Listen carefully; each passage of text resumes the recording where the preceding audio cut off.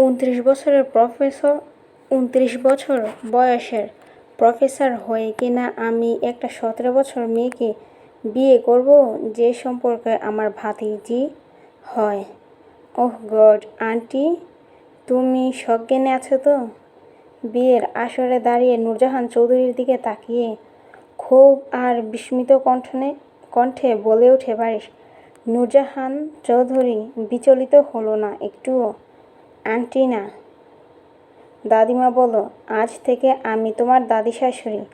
তুমি এই বাড়ির মেয়েকে বিয়ে করতে এসেছো, এই বাড়ির মেয়েকেই বিয়ে করবে। আমার মেয়ে বিয়ের আসর থেকে পালিয়েছে তো কী হয়েছে? আমার বড় ছেলের মেয়েকে বিয়ে করবে। ব্যাস, কথা এখানেই শেষ। নূরজাহান চৌধুরীর এই আকস্মিক একরোখা ঘোষণায় চৌধুরী বাড়ির পুরো সভা জুড়ে যেন পিনবতন নীরবতা নেমে এলো। উপস্থিত সকলে স্তব্ধ। এ বাড়িতে তার হুকুম অমান্য করার মতো বুকের পাটা কারুনি। কিন্তু এবার আর চুপ থাকতে পারল না ঝিলমিলের বাবা আলতাফ চৌধুরী। তিনি মেয়ের ভবিষ্যতের কথা ভেবে প্রতিবাদী কণ্ঠে বললেন, না মা, আমি আমার ওইটুকু মেয়েকে ওই ছেলের সাথে কিছুতেই বিয়ে দেব না। তোমার মেয়ের শাস্তি তুমি আমার মেয়েকে দিতে পারো না। তার কথার পিঠে বারিশও চেঁচিয়ে বলে, আপনার মেয়েকে আমি বিয়ে করবও না। আলতাফ চৌধুরীও তখন রাগে ফুঁসছেন। তোমার কাছে আমি বিয়ে দিলে তো করবে, আমি বিয়ে করলে তো বিয়ে দেবেন। বারিশ পাল্টা জবাব দিল, দেব না, করব না। চলমান এই বাকযুদ্ধের মাঝেই সবকক্ষে এক কোণ ঘোমটা আড়াল থেকে চুপচাপ দাঁড়িয়ে আছে 17 বছর তরুণী ঝিলমিল। বিয়েটা হওয়ার কথা ছিল তার ফুপির ধিগির সাথে। সে তার থেকে 5 বছরের বড়। সব ঠিকঠাক ছিল, কিন্তু বরের বাড়ির লোকজন আসার পরপরই দিঘি উধাও। তাই দাদিমা তাকে জোর করে এই বিয়ের শাড়ি পরিয়ে এনেছেন। ঝিলমিল এক পাশে দাঁড়িয়ে আছে তার মা নাজমা বেগম, আর অন্য পাশে বান্ধবী ইরান। এদিকে একের পর এক বাবা আর বারিশের উত্তপ্ত বাক্য বিনিময়ে ঝিলমিলের কানে ভেসে আসছে। এবার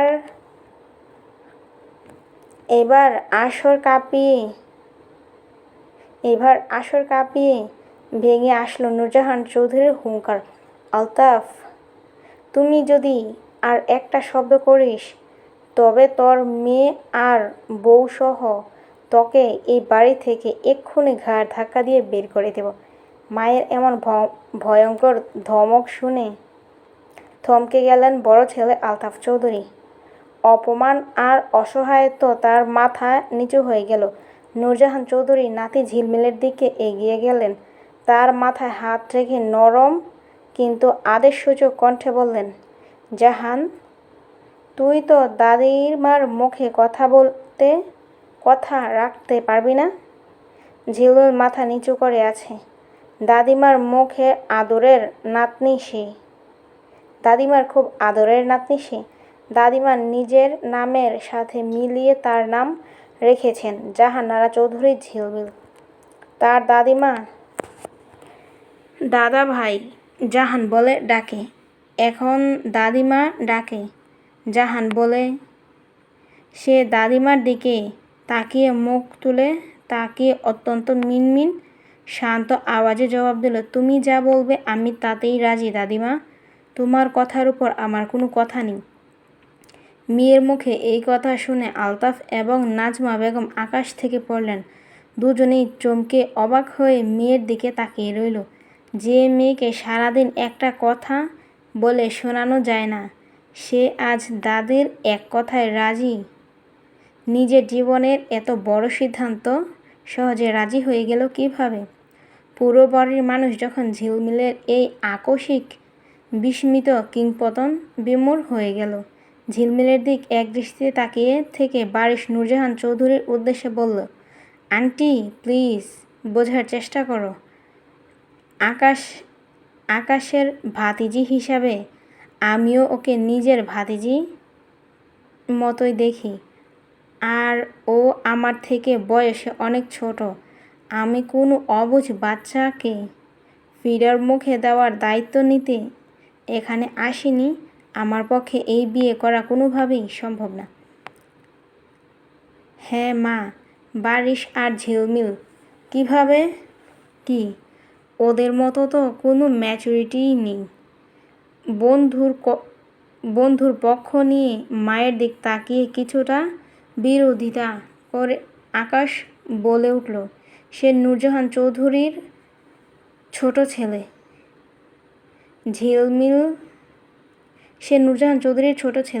ঝিলমিল তার বড় ভাইয়ের মেয়ে। অন্যদিকে বারিশ তার ছোটবেলার বেস্ট ফ্রেন্ড।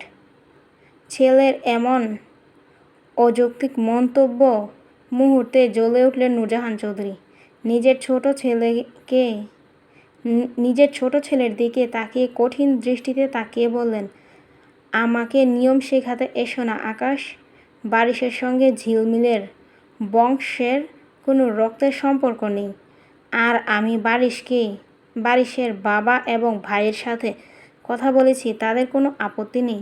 মায়ের কঠোর জবাব শুনে আকাশ দমে গেল। বারিশ দমবার পাত্র নয়। সে নিজের অবস্থানে অনড়। আমি একজন প্রফেসর আর ও আমার স্টুডেন্ট। গণিত হওয়া একটা বাচ্চা মেয়ে। আমি কিভাবে ওকে বিয়ে করতে রাজি হতে পারি? আমি রাজি হতে পারছি না। আর I am so sorry aunty. বারিশের এই ক্রমাগত প্রত্যাখ্যান এবার নূরজাহান চৌধুরীর ধৈর্যের বাঁধ ভেঙে দিল। তিনি বারিশের মুখোমুখি এসে দাঁড়ালেন। মেয়ে পালিয়ে যাওয়ার পরপরই সে বারিশের বাবা চঞ্চল সাহেবকে সব কিছু জানান, সাথে নিজের সিদ্ধান্ত জানান। তাদের এই বিয়েতে আপত্তি নেই, তবে ছেলেকেও নিজে জোর করবেন না। তাই চুপচাপ দাঁড়িয়ে আছেন বারিশের বাবা। পরিষ্কার শুনে রাখো বারিশ, তুমি যদি এই বিয়ে করতে রাজি না হও তাহলে আজ থেকে আকাশের সাথে ভবিষ্যতে কোনো যোগাযোগ রাখবে না। আমার বাড়িতে তোমার পা রাখা তো দূরের কথা, আকাশের সাথে তোমার বন্ধুত্ব আজ থেকে এই মুহূর্ত থেকে শেষ। নূরজাহান চৌধুরীর এই শেষ অযৌক্তিক কথা শুনে বারিশের অভিব্যক্তি বদলে গেল। আকাশের সাথে তার বন্ধুত্বটা আর 10টা সাধারণ বন্ধুত্বের মতো নয়। ও তার বেস্ট ফ্রেন্ড। সে ছোটবেলার বন্ধু। মায়ের এমন হুমকি যে আকাশ অমান্য করতে পারবে না, সেটা বারিশ খুব ভালো করেই জানে। সে এক মুহূর্তের জন্য স্তব্ধ হয়ে আকাশের দিক তাকালো। আকাশও অসহায় চোখে বন্ধুর দিকে এগিয়ে আসে। বারিশের কাঁধে হাত রেখে গলার আওয়াজ যতটা সম্ভব নিচু রেখে মিনতির সুরে বলে, রাজি হয়ে যা দোস্ত। ঝিলমিল তো একটু মানিয়ে নিস প্লিজ। আজ থেকে না হয় তুই আমাকে চাচ্চু বলে ডাকিস। আমি তোর চাচা শ্বশুর হওয়ার জন্য মনে প্রাণে প্রস্তুত। তাও তুই এই বিয়ে ভাঙিস না রে ভাই। বন্ধুর এমন অসহায় আত্মসমর্পণ দেখে বারিশের রাগ গিয়ে এবার বিস্ময় পরিণত হলো। সে অবিশ্বাস্য চোখে আকাশের দিক তাকিয়ে রইল। বারিশের বাবাসহ ভাই সবাই তাকে বোঝালো, তবুও রাজি হতে চাইছে না। ঝিলমিল ঘোমটার আড়াল থেকে ইনানের বাহুতে চিমটি কেটে মৃদু আওয়াজে বলল, এই বারিশটা বেশি বেশি করছে। আমি কিন্তু কিছু একটা বলে ফেলব। চুপচাপ শুনে যা। রাজি না হয়ে যাবে কই? ইনান বলল, বলতে না বলতে ইনানের কথা ফলে গেল। ঝিলমিলের কানে ভেসে এলো বারিশের অনিচ্ছাকৃত সম্মতির বাক্য। বারিশ অত্যন্ত বিরক্তিতে মুখটা বাঁকিয়ে এক দীর্ঘশ্বাস ফেলে নূরজাহান চৌধুরীর দিকে তাকিয়ে বলল, ওকে আন্টি, আমি রাজি। শুধুমাত্র তোমার মুখের দিক তাকিয়ে। তোমার সম্মান বাঁচাতে আমি এই বিয়েতে রাজি হচ্ছি। না হলে এই আলতাফ চৌধুরীর মেয়েকে বিয়ে করার বিন্দুমাত্র শখ ছিল না। নূরজাহান চৌধুরী এবারও তার ভুল শুধরে দিয়ে কড়া গলায় মনে করিয়ে দিলেন, আন্টি নয় দাদিমা। বারিশ দাঁতে দাঁত কিরমির করতে করতে বলল, ওকে দাদিমা। আলতাফ চৌধুরী আবার রেগে মেগে কিছু একটা বলতে চাইলে কিন্তু তার স্ত্রী তাকে থামিয়ে দেয়। অবশেষে সব ঝামেলা অবসান ঘটিয়ে কাজী সাহেব এগিয়ে এলেন। শুরু হলো ঝিলমিল আর বারিশের বিয়ের মূল আনুষ্ঠানিকতা।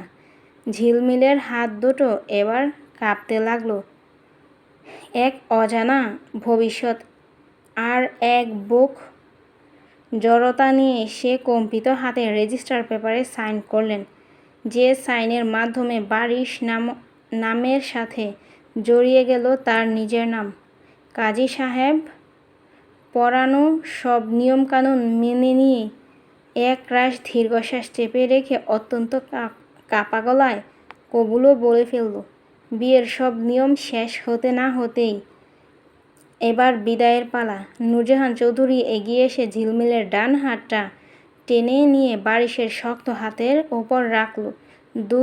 দুজনের হাত একত্র করে দিয়ে বারিশের উদ্দেশ্যে বলল, ওকে দেখে রেখো। ওর দায়িত্ব আজ থেকে তোমার হাতে। নিয়ে যাও এবার। দাদিমার মুখে এমন নিয়ে যাও শব্দটা শুনতে ঝিলমিল যেন আকাশ থেকে পড়ল। কোথাও যাব না আমি দাদিমা। নূরজাহান চৌধুরীর নাতির এমন অবুঝ প্রশ্ন। কোথায় যাব আমি দাদিমা? নূরজাহান চৌধুরীর নাতনির এমন অবুঝ প্রশ্ন শুনে বললেন, কেন স্বামীর সাথে শ্বশুরবাড়ি? কেন স্বামীর সাথে স্বামীর বাড়িতে? আজ থেকে ওটাই তোমার আসল ঠিকানা। মানে কি? ঝিলমিলের চোখ দুটো এবার গোল গোল হয়ে গেল। সে রীতিমতো ভরকে গিয়ে বলল, তুমি তো বলেছিলে জাস্ট কবুল বললেই বিয়ে হয়ে যাবে। বাড়ি ছাড়ার কথা তো তুমি আমাকে বলনি। বিয়ে হলে কি কেউ নিজের ঘরে থাকতে পারে রে ভাই?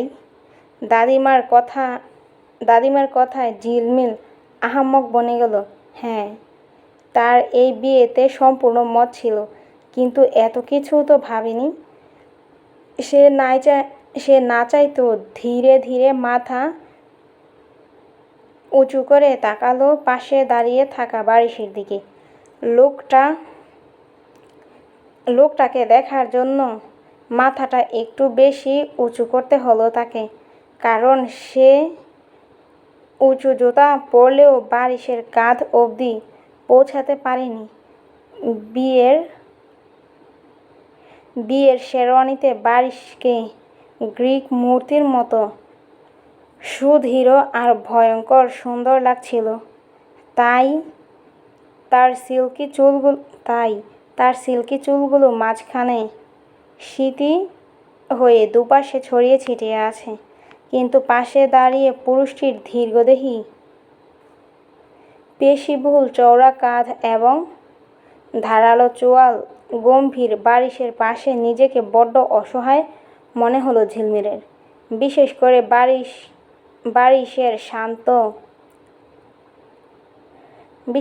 বারিশের শান্ত গভীর চোখ, স্থির চাউনি ও তার দিকে আসতে পুরো শরীরটা অস্তিত্ব শিউরে উঠল। লোকটা এক দৃষ্টিতে নিচের দিক তাকিয়ে আছে, ঠিক তার দিকেই। কেমন গম্ভীর রসহীন চাউনি, যেন চোখের দৃষ্টি দিয়েই আস্ত গিলে খেয়ে ফেলবে ঝিলমিলকে। সে কি করে ফেলল এটা? সে তো কেবল তার ফুপির হবু বরকে বিয়ে করেনি, সে বিয়ে করেছে তার নিজের আপন চাচার বেস্ট ফ্রেন্ড, যাকে সে জন্মের পর থেকেই বারিশ চাচু বলে ডেকে এসেছে। আজ সেই তার স্বামী। আর এই লোকটা তার নিজের কলেজের প্রফেসর। কলেজে সে স্যারকে পুরো ক্লাসের সবাই বাঘের মতো ভয় পায়। আজ থেকে সেও কড়া শিক্ষকের সাথে আজ তাকে সেই কড়া শিক্ষকের সাথে তার বাড়িতে গিয়ে থাকতে হবে। হঠাৎ মুখ ফসকে আর দিশেহারা হয়ে ঝিলমিলকে চোখ দুটোর তখন অস্পষ্ট ভয়। নাতনির মুখে এমন আকস্মিক পরিবর্তন নূরজাহান চৌধুরী নজর এড়ালো না। তিনি কিছুটা চিন্তিত গলায় তাকে জিজ্ঞেস করেন, কি হয়েছে জাহান, খারাপ লাগছে? ঝিলমিল দাদিমার দিকে তাকিয়ে কোনো মতে নিজের ভেতরের আকস্মিক অস্থিরতা আড়াল করার চেষ্টা করল। শুকনো ঢোকটাও গিলে নিল। তারপর বলল, না, আমি একটু রুমে যাব, প্রয়োজনীয় একটা জিনিস নিতে হবে, আসছি। কথাটা বলেই সবাইকে হালকা ঠেলা দিয়ে পা চালিয়ে ভেতরের দিক চলে গেল। তার মা নাজমা বেগম মেয়ের পিছু পিছু ছুটে এগিয়ে গেলেন আর ডাকলেন, ঝিলমিল, আমি আসবো তোর সাথে? ঝিলমিল পিছনে না তাকিয়েই চওড়া গলায় নিষেধ করে বলল, না আম্মু, একদম আসবে না। আমি একাই যাচ্ছি, কেউ আসবে না আমার সাথে। কিন্তু ঝিলমিল নিজের ঘরে গেল না। সে ডাইনিং পার হয়ে সোজা চলে গেল রান্নাঘরের পিছনের দরজার দিকে। চৌধুরী বাড়ির পিছনের একটা দরজা দিয়ে সবাই যাতায়াত করে না। ঝিলমিল সাবধানে ছিটকিনিটা খুলল। বাইরে তখন ঘুটঘুটে অন্ধকার। সে এই মুহূর্তের জন্য পিছনে ফিরে নিজের বাড়িটার দিকে তাকায়। তারপর শাড়ির কুচিগুলো দু হাতে শক্ত করে ঝাপটে ধরে সোজা বাইরের দিকে দৌড়ে অন্ধকার রাস্তার দিকে চলে যায় দৌড়াতে দৌড়াতে। নিজের ছোট একটা উদ্দেশ্যে আর দাদিমার সম্মান বাঁচাতে না হয় কবুলটা বলে ফেলল। তার মানে এই নয় যে সত্যি সত্যি তাকে এখন খড়খড়ে বাড়ির চাচুর সাথে গিয়ে সংসার করতে হবে। চাচু তো চাচুই, তার উপর আবার কলেজের খিটখিটে স্যার। ক্লাসে যে অ্যাসাইনমেন্ট একটু দেরি করে জমা দিলেও কাচুমাচু হয়ে দাঁড়িয়ে থাকতে হয়। তার সাথে এক ঘরে এক ছাদের নিচে অসম্ভব। তার চেয়ে এই রাতে অন্ধকারে পালিয়ে যাওয়াই ভালো। বেশ কিছুক্ষণ পর কেটে গেল, কিন্তু ঝিলমিল আর ফিরে এলো না। বরযাত্রী সব অধৈর্য হয়ে উঠল। বান্ধবীর এতক্ষণ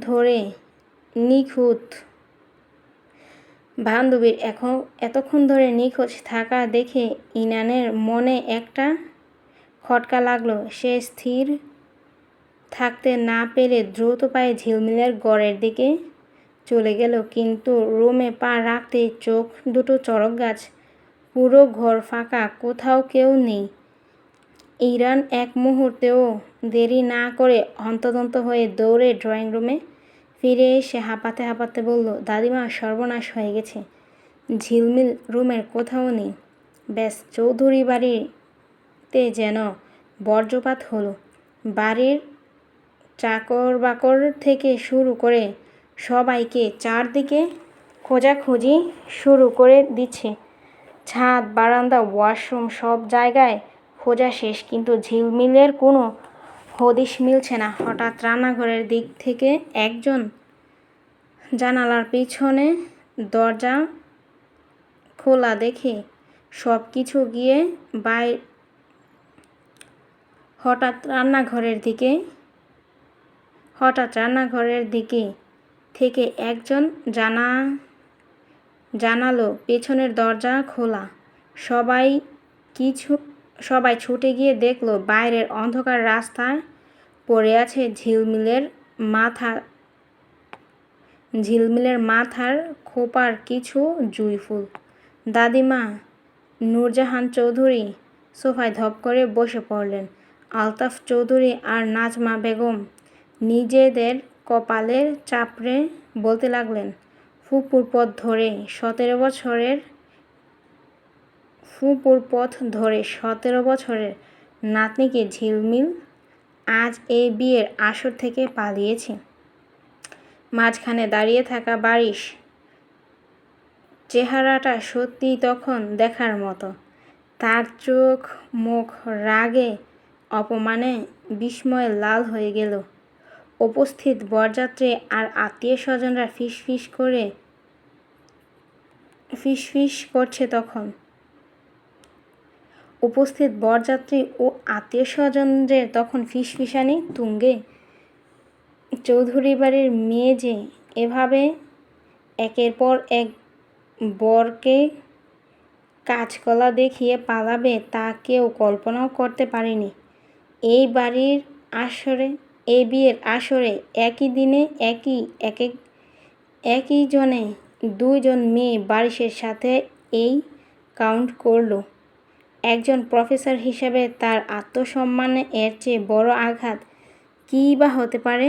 আকাশ নিজের বন্ধুর এই অপমান আর বিদশা দেখে অত্যন্ত অপরাধীর মতো করে বারিশের একদম কাছে গিয়ে দাঁড়ালো। বন্ধুর কাঁধে হাত রেখে সান্ত্বনা দেওয়ার ভাষায় কিছু একটা বলতে চাইলে, দোস্ত আসলে ও তো ছোট মানুষ।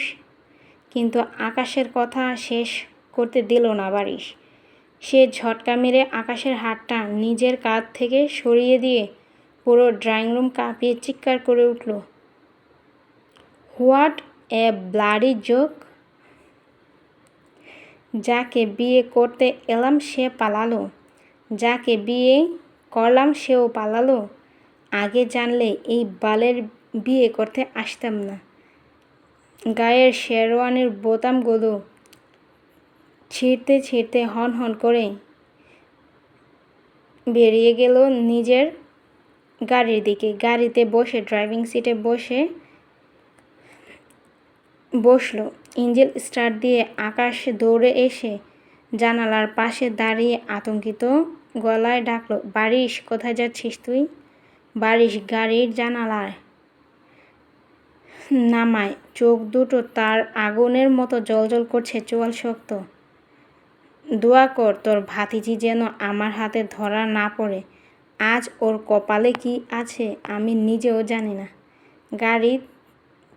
গাড়ি থামা, ও ছোট মানুষ, একটা ভুল করে ফেলেছে বারিশ, শুনছিস? আকাশ জোরে চেঁচিয়ে বলল, is this a damn game to her? নিজে বিয়েতে মদ দিয়ে পালিয়ে গিয়ে এমন নাটক করার মানে কি? সেটার কৈফিয়ত আজ আমি ওর কাছ থেকে আদায় করেই ছাড়ব। আকাশ আর কিছু বলার সুযোগ পেল না। সে চাইছে বারিশের সাথে যেতে।